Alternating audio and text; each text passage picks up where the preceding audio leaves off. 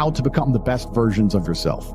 Because manhood is exceptionally hard and life is hard. But how you shape yourself will determine how hard it is for you and how miserable it will be. I want everybody here who's watching this, I consider this a matter of social responsibility. I want you to pull up a chair and eliminate all the distractions, because I'm going to speak to each and every one of you as if you were my son or a student or someone I'm trying to mentor. I'm going to imagine that all of you know nothing, and we're talking from the complete ground up. I've said this many times in many different iterations on different podcasts, but I want to repeat it again. As a man, there is no easy life. If you're looking for an easy life, you should have been a girl. You made a mistake. Yep. Your life is not about being easy. Your life is not about being happy. Your life is always going to be difficult. All of the pain you feel, all of the sadness you feel, you're supposed to feel as a man, and you have two effective binary choices. You either go through the suffering and go through the trauma and go through the hardship it takes to be a man of value, or you suffer eternity as a nobody.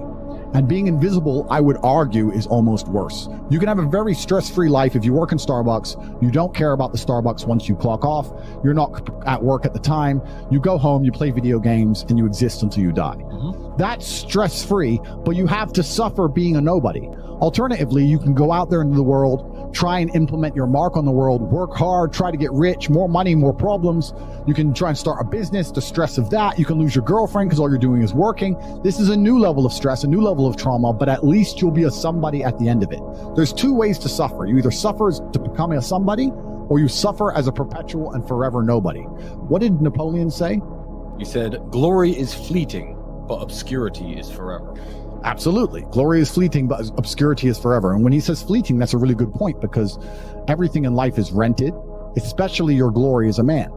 When you have a good body, it is not a good body as complete. It's not finished. You haven't completed the task. You have rented that good physical condition. You must train every day to retain it. So everything is rented. Your body, you don't just get a good body and you're done. You still have to go to the gym every day to maintain that good body. You don't just get a hot girl and it's done. You still have to work hard for her to always love you and respect you. You don't just start a business and now you're rich. No, you have to start a business and work on that business every day. If you take your eye off the business, it will fail. Everything in life is rented. So when he says glory is fleeting, he's also absolutely not correct, because glory is fleeting and you have to constantly and endlessly work for it and make sure that you never stop. Otherwise, it will be taken from you. But obscurity is forever. If you never make a mark on the world, then you effectively never existed. Yeah. And when you're gone, nobody will care. The reason our Father is discussed at length is because of who me and Tristan are. And the reason we will be discussed forever is because who our sons will become. And that's very important, because you have a duty to your ancestors and you have a duty to God. So you must make a choice. And this is genuine choice to you people at home. Do you want to live in obscurity forever and be invisible and not matter and have an easier life? I would argue that it's not easier, because in your heart and in your soul, you're going to feel guilty knowing you could have been something you're not, and you have a duty to your ancestors and to God to be the best version of yourself. Or do you want to try your absolute best and struggle and suffer every day of your life, paying the rent for all of the amazing things around you? We pay endless rent. We pay rent for our bodies. We pay rent for our relationships. We pay rent to keep our kids. We pay rent to keep our business. We pay rent to keep our freedom. Every single day is work to pay the rent. It's absolutely never ending, and you have to make that choice. So if you have a pen and paper in front of you, you need to decide. Do you want to be invisible with a lower rent bill, or do you want to be important and work hard and suffer to make sure that the rent is paid? It's a choice you must make, and it's binary, and you must be extremely dedicated towards the decision you finally make. So as you're just finding yourselves as men, I understand I have a huge responsibility because of the massive platform I have. There's no doubt about it. I am the largest influencer in this space. I'm perhaps one of, if not the largest influencer on the planet today.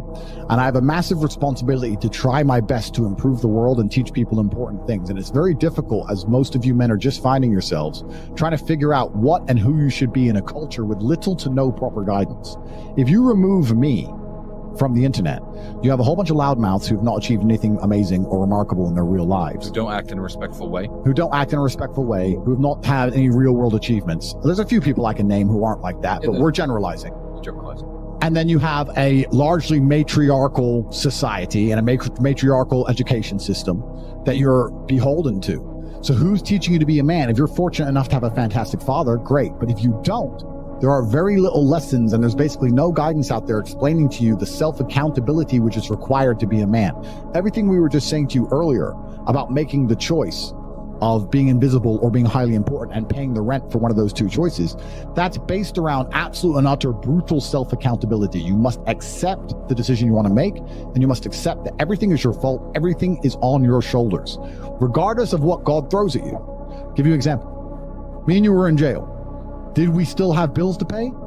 Did we still have mouths to feed? Absolutely we did. We still have a business to run? We're locked in a Romanian jail cell with no access to the outside world, and we still had responsibilities, and we were still absolutely and utterly accountable for those. We didn't sit and say, well, I'm in jail, so they don't matter. Let them take care of it. No, they do matter. We're men, and they must be handled, and we found a way to handle it regardless. Even though we believe we shouldn't have been in jail, even though it was unfair, even though it was a matrix attack, we still took absolute and utter self-accountability for the situation and all of our problems. We never skipped a beat. We never missed a single payment. We never let anyone starve. We handled absolutely everything from a jail cell. And you have to sit here and understand, most of you are in absolute freedom, not meeting your responsibilities. How are you going to meet your responsibilities if you become important enough to be locked in a jail? How are you going to meet your responsibilities when you're heartbroken? How are you going to meet your responsibilities if you lose all your money? And we're not talking just about our immediate family in a selfish way. I'm talking about my employees. I have over 300 plus employees, security guards who rely on their salary that they get from our company to feed their families, and that's their job. It's not their fault I was locked in jail. I'm the man who hired them. I have a responsibility to make sure everyone's salaries are paid, to make sure everyone's family is fine. There's a massive triangle, a massive pyramid built underneath men like us of people who need to eat, and people who do us a service, and people who need their money in exchange. I couldn't just say, you know what, I'm in jail. They'll understand. What would I expect these people to do? You know, this is their job. They work for me, and it's my responsibility to make sure everyone's getting their paycheck, even if I'm locked away, which is scary, because how would you accomplish the same thing? Imagine you have 3 months, you have 45 minutes on the phone 3 times a week. That's all you get for 3 months. Would you be able to make sure that everybody you care about and everybody who depends on you and all the people who depend on you from a business perspective, all the people who work with you, work for you, are fed, provided for, getting their salary, getting their paycheck? Could you do that? If not, keep working. Absolutely. Because we pulled it off. Absolutely. Just about, my friend. We got it done. And we're preparing ourselves for anything else that might happen in the future to make sure we can always get it done. I don't believe there's a person on the planet who pays attention, tries their best, is never lazy, is on time, works hard, has a mentor, and is giving it his all, who isn't rich. I don't believe it.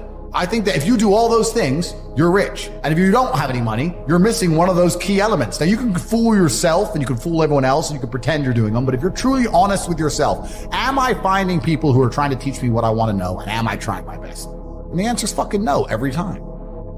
Feeling depressed is real. Yeah. Depression as a disease, I do not subscribe to. The idea, I believe, that if you feel depressed, something is depressing you, and you should try your best to fix it. You should take control of your life and do your best to fix it. The idea, but they don't say that. They don't talk that. They say depression like it's this magic thing that comes out the sky and it gets in your brain. You're sad no matter what. There's nothing you can do about it, and you need to only take pills. And I think that's a very bad way to look at the world, and that's a bad idea to subscribe to. And if you start to feel depressed, let's say your girl leaves you and you start to feel depressed, but you believe in the idea of depression, you're now going to start diagnosing yourself as clinically depressed, self-hypnosing yourself into hypnotizing yourself into being clinically depressed. And it's amazing how you can speak things into existence.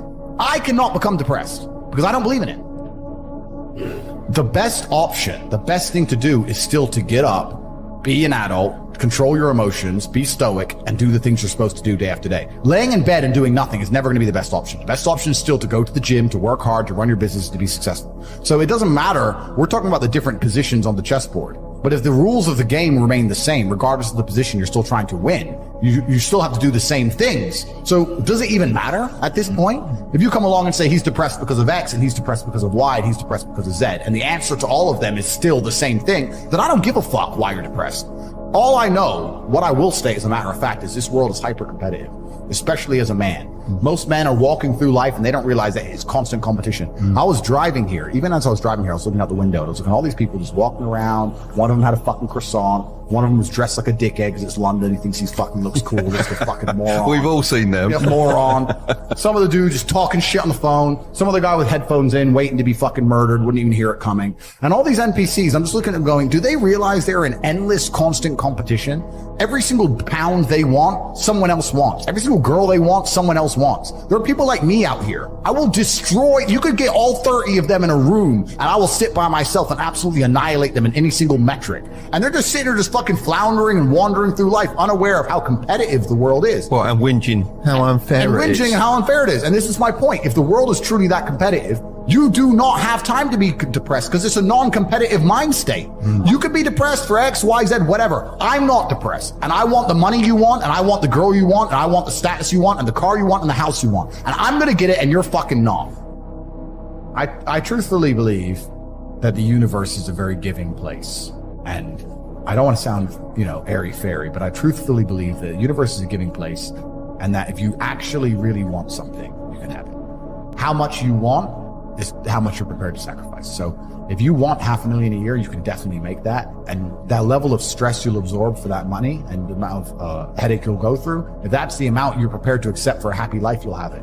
Do you think anyone can do that though? I think that you have to pre-decide, right? So even my level of wealth comes with enormous stress. Governments are after me. Like most people are not mentally prepared for the bullshit I go through. So the number one factor that's going to decide how successful you are as a person is your ability to absorb stress, your stress level. The better you are at dealing with stress, the more problems you can fix, the more money you're going to make. So you have to decide where on that scale, because you could just be homeless and have no stress. You could just, exactly. you could be a brokey and be on the dole and just, I'm broke, but nothing really troubles me. So you have to decide on that level where you want, how much stress you can possibly absorb as a man. And then if you truly want that level, you're going to get it. I believe any man can make anything they want, depending. Any one of you here, I'd have no idea how much money you're making, but if you were to say, you know what, I'm throwing away my relationship, I'm throwing away my social life, and I'm going ham, I'm going nuts, and I don't care what they do to me, I'm gonna go and I'm gonna make it. You'd make a bunch of money, but there's a bunch of garbage that comes with it. So you have to decide, right? I sit here as a billionaire, and I sit and say, I will teach you how to make money online, anybody, 18 modern wealth creation methods, it's $49 a month, and I will teach you. And people will sit there in their brutal arrogance, and as a brokey, with no money, and go, yeah, but can he really teach me? I have everything you've ever fucking dreamed of. I have all the money. You have nothing. And you're so arrogant that you believe you know more than me, or that you can do it without me, or that I don't know how to teach you. The arrogance of people is truly mind-bending. If you know so much, why are you broke? You obviously don't know. If I want to learn how to box, I wouldn't walk into a boxing gym, find a guy who can box and go, yeah, not bad, but can he really punch? Like, this is how people think when it comes to money. You guys are all successful enough. You can sit there and say, look, I do X, Y, Z. I have X, Y, Z. You don't have it. So do you want to learn how to play piano from the piano teacher, or do you want to sit there as an arrogant brokey? Most people are brutally arrogant, and you can sit there and you can try and help them, and they're just so arrogant. They think, oh, I can do it myself, or I'll work it out myself. I don't need help. And it's arrogance, and it keeps them at the bottom. Everything great that's happened to me in my life, someone taught me. I had a kickboxing coach. My dad was my chess coach. You get taught things. To sit there and think you're too good to learn, well, this is the problem. Most people are broke. Most people are broke because they're arrogant, bro. It's the truth. It's nothing to do with how stupid they are. They're just arrogant people. So if you love your family and you love your last name and you're proud of yourself, then you have a duty to be massively, monumentally successful, to show homage to your ancestors. I find it amazing there are people out here today who are going to sit and say, oh, I'm sad, I'm too depressed, I don't want to work hard. Do you understand that only 200 years ago, there were peasants out working a field, starving, surviving the Black Death, surviving the plague, struggling to exist just to reproduce, so that 200 years later, you can be the end of their bloodline, for you to sit on your ass and do fucking nothing. Like, you're a fuck up. You're fucking up your entire bloodline of your entire ancestry. You owe these people things. They went through hell for you to exist. You have a debt. You have a duty to pay. You have to be the best possible version of yourself. And the same to God. God loves people who try. God loves people who work hard. It's amazing if you try your very best all the time, what God will give you. He'll give it to you, anything you want, if you actually try. Not convincing yourself you try, actually try. They're different things. But yeah, I was instilled with this because from a young age, my dad said, you're a Tate. And Tates are the greatest people on the face of the planet. And there's gonna be a day I'm not here anymore, and they're gonna talk about me because of how fantastic you are. So go do your fucking job. I said, yes, sir. And here I am. one of the most terrifying but also gratifying things of life as a man is that we're all born relatively valueless. I don't think women are born that way. A woman, if she's born, especially if she's attractive, has an innate value. People just want her no matter what. But as a man, if you're not an important man, nobody gives a fuck about it, and they're never going to care. So you have to build yourself from the ground up, and that's scary for a lot of people, but it's also a massive opportunity. You can decide if you want to be a famous musician or a nice sensitive poet or a painter or a kickboxing world champion or a businessman. You get to decide on all the different characters in the video game. You can choose, who do I want to be? And then if you actually try, you can become it. Isn't that amazing? You can wake up and go, you know what? I want to be this kind of guy. I knew who I want to be. I want to be the dude pulling up in the Lambo, 3 a.m, gets out. Everyone's like, who is this big, strong, rich dude? I want to be that man. So I became it. And if you don't want that, if you want to go be a musician and play guitar and get a bunch of chicks and chill in Bali and smoke weed, whatever, go, you can choose your character and build it. With great power comes great responsibility. My content existed because I tried my very hardest to be an absolute and utter realist, especially with uncomfortable truths. I was pointing out that very uncomfortable. Is that a truth? It's an uncomfortable truth in many parts of the world. It's not a truth that I'm happy about. I don't want to be seen as a negative influence in the world. I know that there's a whole bunch of men. I get thousands of emails a week from men whose lives I've saved. I get thousands of emails a week from men who are on the verge of suicide and I've saved their lives. I believe in protecting and providing. I've been misunderstood. I don't want anybody to be offended by anything I say. I want to be a positive force in the world. I don't want anybody to hear what I say and make them feel bad about themselves. I want all people to live righteous and good, whether they're male or female. I think righteous is living true to your heart and knowing that you're doing good by people, not snaking anybody, not lying to anybody. I know I live a very righteous life. The government is not capable of helping the poor.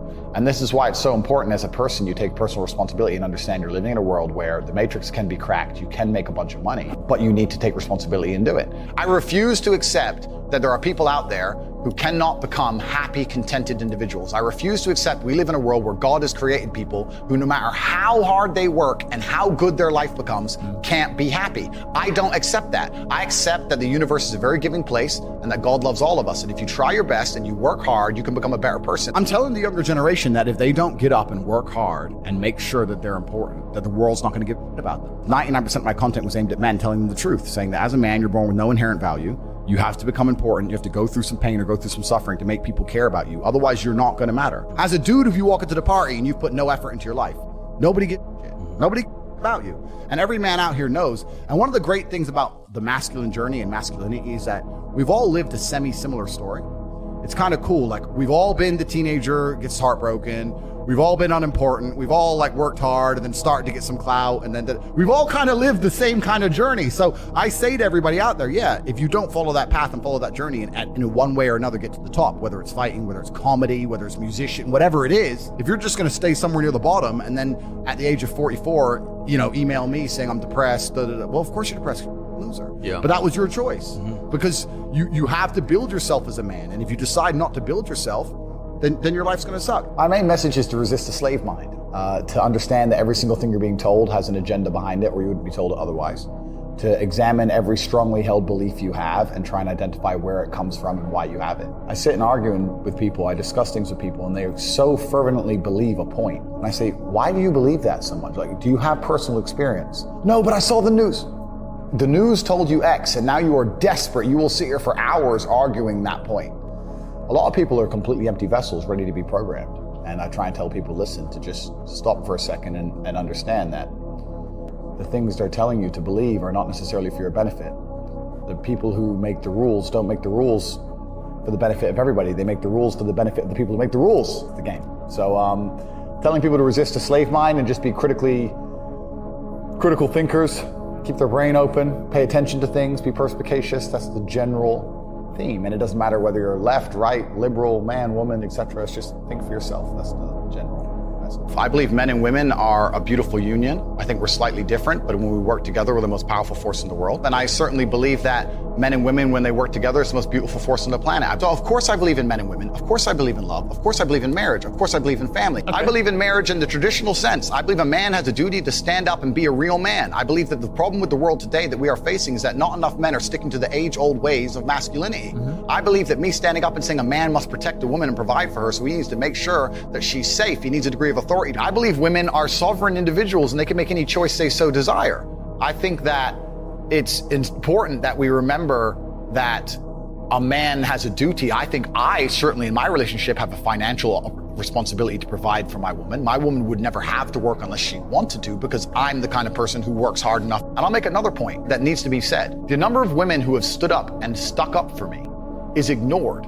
Thousands of women are making videos saying, I've met Andrew Tate, he's such a nice guy. I wish I had a man like Andrew Tate who felt responsible to protect and provide for me. You know what? I do belong to my husband. That's why I married him and I love him. We ignore the thousands of women who stood up and stood by me and said everything I said is true. This is that there's a large contingent of men who still want to make money, go to the gym, be strong, drive a fast car, be traditionally masculine, and don't want to be shamed for that. And I believe that feeling depressed is real. I don't believe depression as a clinical disease is real. No. I think PTSD is very real. Unfortunately, I have some friends who suffer from that. I know that feeling depressed is real. I believe that the number one power you have against these things are trying to take control of your own mind and affecting your own life. I believe that it's not healthy to hand over all your power and believe that depression is an outside disease that you can't affect. I know that when I've had difficult periods in my life, and also many of my friends, like I've said, suffered from PTSD and been through terrible things. I've lived a very difficult life, and I know people who have, that the things that made them feel better is when they woke up and said, you know what, I'm not going to allow this to damage me anymore. I'm going to take responsibility. I'm going to get up and I'm going to fight this as hard as I can. If someone comes to me and says, I'm clinically depressed, or I feel very, very sad, I would say the first thing you need to do is stop accepting the identity of a clinically depressed person. Stop accepting you have no control over this. And what you need to do is stop identifying that way, and let's work together to try and fight against it. A lot of people who are clinically depressed are suffering with something in their life, and if you fix the problem in their life, perhaps they won't feel depressed anymore. The thousands of people who have emailed me saying, my doctor told me I was clinically depressed and it's a disease that I have got in my brain and I can't be fixed. And I started listening to you and I realized that that's not the case and I can fix my own life, and you're the only person who has ever helped me. I believe feeling depressed is real. I do not believe it's a disease that you catch from the sky and you cannot affect. I believe that no matter what happens, I believe you have control of your own mind and you can fight against it. I believe if you change your circumstances in your life, you may feel different. I'll give you a quick example. I had a guy who emailed me saying he was clinically depressed and he was going to kill himself. I obviously am not a psychiatrist, I'm not a doctor. I told him, because I replied to my emails. I said, have you been to a psychiatrist? He said, yes, I'm clinically depressed. I've been on these pills, this amount of time. I'm on antidepressants, it doesn't work. I said, I don't know what to say to you besides this. And he said he lost his girlfriend, that's why I became clinically depressed. I said, listen, go to the gym, get a six-pack first. Once you've got a six-pack, email me again. If you still feel like killing yourself, I don't know what else to say to you. I'd say, strong body is a strong mind, go train. He went, he started sending me progress pictures, emailing me him getting in better shape, and eventually got a six-pack. He's now a professional bodybuilder. And he said, I can't believe I was considering that. I feel so much better, etc. The doctor who was telling him he was clinically depressed and couldn't cure it, he started taking control of his own life, and now he felt better. That if somebody has depression of any kind, whether it's clinical, whether it exists or not, whether they feel depressed or not, whatever, that taking control of their life, taking personal responsibility and working hard is always going to be the positive, best thing they can possibly do for their life going forward. How positive is it? Of course, money can't buy happiness, I agree. But money is the third most important thing in the world. First is your health, because you have nothing if you're going to die. Second is your relationships, because you need love and family, that matters the most. But money can buy everything else. So money's the third most important thing. The average people come to me and say, what do I do? I'm just the average guy. And my only answer is stop being the average guy. It's my only answer. You can't just be the average guy anymore. The idea from the 1950s that you can just be the normal, average, law-abiding, hard-working citizen and you'll have a good life is gone. Any man out here who goes, I'm just going to work hard, do my bit, and obey the laws, and I'll have a good life. No, you won't. No, you will not. Just doing your job is never going to make you rich, because you're just going to be taxed into infinity and you're going to stay broke. So just obeying laws and doing your job now has set you up to be a peon and a slave for eternity. You have to get yourself in a position where you're making enough money. You don't know what to talk about, then you don't understand money. So go learn how money works. Go learn how a bank works. Go sit on YouTube for free. You don't just pay 50 grand in 4 years like a university. Go sit on YouTube and understand money, banking, or the real estate market, any of it. Understand the last housing price crash, why it happened, understand mortgage rates and how that's affected by interest rates. Understand it, and then go sit with someone else who understands it and talk about it. People should, even if they haven't got a penny in the world, should be going to these meetings about real estate, about investing, especially if it's cheap, they should go. Just meet other people who at least have money. Have conversations about money, talk about it. How are you gonna get what you don't talk about? And yes, the cycle of precipitation, right? So A cloud comes, it rains, it falls down to the ground, it goes under the ground, whatever, goes into a stream, it moves into the stream, goes to the ocean, evaporates again, up to a cloud, floats somewhere else, falls down again. It's always moving. That's how money is. People think that money is in these large, stagnant pools hidden in people's bank accounts. That's not really true. Money is constantly moving all the time.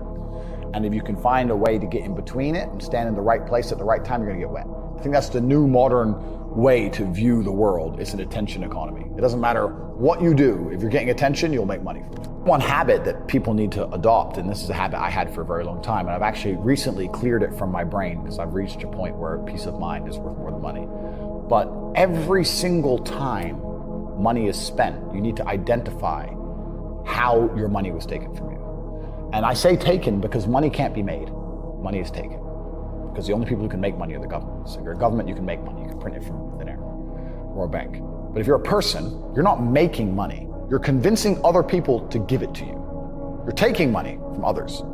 So every single time you spend money on anything, you need to identify how it was taken from you. When you go and buy a coffee, don't just go buy the coffee and sit down. Sit and say, why did I buy this coffee? Okay, I really want coffee. Yeah. But then why did I go into this store and not that store? Is it better advertising? Does it have less of a line? Do they have seating? How did they convince me to come in here? How much did this coffee cost? £6. What's the profit margin on that? Probably £5.50, £5.80 probably. By the time the cup probably costs more than the coffee. The coffee is just water. How did they convince me to spend £6 in this place? And when you sit there and analyze and you all start to learn little lessons about business, you'll learn about the importance of the signage. You'll learn about the importance of there being no queue. Yeah. So that if you ever run a business, I'm telling you, I say with my business, my people all the time, faster.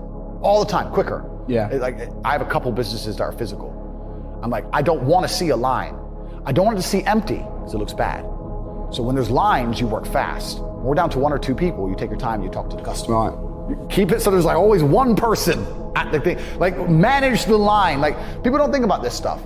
No one's gonna sit and wait in a long queue. Maybe some idiots will, but people like me won't. We've got shit to do, right? My time's worth money. I'm not gonna stand and wait in line.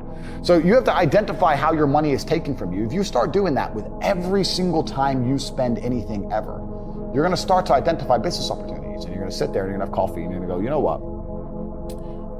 They could have sold cake and they didn't. Could I outcompete this place? Let's imagine I had the money to start a coffee shop right next door. How would I outcompete them? Well, I'd have cake because they don't have cake. Also, most people in here are businessmen. And the guy serving some dude. No, we need a cute waitress. His ass is fired. We need a chick. Put a chick here, put some cake in. Financial Times, business people in. People don't even think about this stuff. They don't use their brain ever. They don't ever look around and realize how they're spending their money. They don't look around and look at which businesses are successful. They don't look around and pay attention to anything. They don't look at the world and all the things that are happening and how it can benefit them. None of it. They don't look at any of it. They're too busy following the circus. This is why it's clown world. I was walking to college with a couple of my friends, and a Ferrari drove past. And I said, bro, you see that? And he goes, yeah, what about it? And I said, doesn't that piss you off? I was about 16. He goes, why? I said, this dude has 400 G's for a car, 400 grand. I'm walking 4 miles to college because my mom hasn't got any car. He has 400 grand. Do you think he works a job? Do you think he's behind a counter somewhere? He knows something about the world that I don't know. And they were like, well, he's rich. I'm like, yeah, I know. I didn't say he wasn't rich, dummy. I'm saying he knows something about the world I don't know. And I was intrigued and it angered me. I couldn't sleep for weeks. I was pissed off. Every time I saw somebody with genuine money, I understood that everything I was being told and taught and they were trying to make me believe just simply wasn't true. I was like, none of these people are getting these things by following the path that the system is trying to make me follow. And everybody intrinsically knows this. If you go to if you're at a BP, you're at a petrol station, and I pull up in my Lamborghini, nobody goes, wow, he went to school. He studied hard. And they do that because they know that the easiest way to amass wealth is to break the rules, because the rules are not designed to allow most people to make money.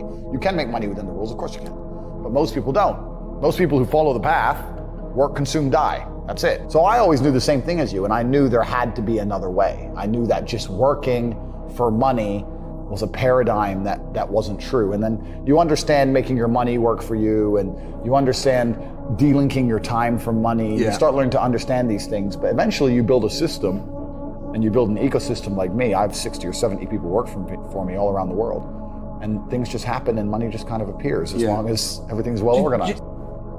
I mean, in my experience, like imagine if I didn't have all this money and I had to go get a job again, I'd get a sales job because I've always been a salesman. And I think that's a very important life skill to have, to be good at sales and to deal with the stress and have a commission-only environment. But I don't know if they even teach sales in university. Yeah, it's all garbage. They don't teach anything important. They just teach anything. They teach things that are going to keep you inside the slave mind. And they want you to go to school and then go to college and then go to university and get in debt. And you have to be in debt so that now you have to work. And you're working and you're in debt, and then they want you to take on more debt if possible in the form of a mortgage, which a lot of people do, which we can talk about because I know you're the property guy. And then you're in debt now, and once you're in debt, you can't really quit your job, and it's very difficult for you to leave the country. And now they can hold things over you. So that's the goal. It's all about control mechanisms, and the system is very well designed to make sure that people are conditioned to obey. It's very hard for the average person to say no to anything. Unless you have millions and millions and millions of dollars, it's very difficult to even have an opinion on subjects. That's the thing about being a man, and that's what I was saying to the kids. It's like, look, you need to get up, and it's gonna be very, very difficult. The world's getting harder and harder, especially for men. It's all clout, it's all status, there's no way you're gonna matter unless you get up and you work extremely hard. Should young men aspire to work very hard, have no criminal record, become multimillionaires, protect and provide for the women close to them, be sovereign so they can stand up and have their own points of view in face of cancellation, be able to not be mentally intimidated when they go on national TV and there's traps set up for them? Yeah, I believe that confident, strong men who stand up and protect and provide for women are a good thing for the world and a good force for the world. And I don't think that I put a magic spell on anybody. I think there's a whole bunch of men in the world who understands my value. And if men grow up to be like me, you're gonna have a whole bunch of people with no criminal record, dedicated athletes, who protect and provide for the people close to them,